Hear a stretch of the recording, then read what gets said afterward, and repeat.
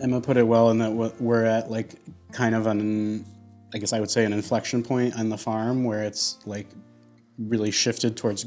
getting bigger and bigger. And one of the things you notice if you look at those older maps is that all the fields are much smaller. There's lots more fences and everything is divided up. And now it's just like big open fields so that you can get big machinery to go through it quickly and efficiently. And so some of the things that we are looking towards doing and probably are going to do is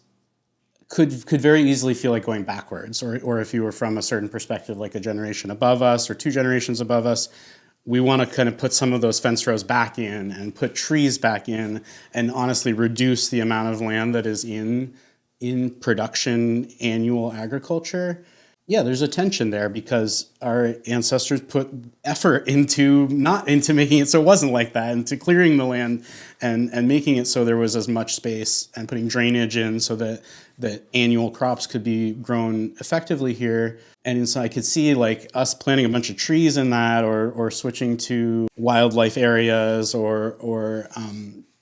things like that could feel like going backwards or could feel like undoing some of that work. And there's also a very common argument you hear that, which is basically like we can't take cropland out of production because that's food that that's crops that go to feeding people. And that's a valid argument, but it should be taken into a wider context in that like there's a lot of advantages to be gained from diversifying the way that we're producing foods and not only using annual production and adding perennial things.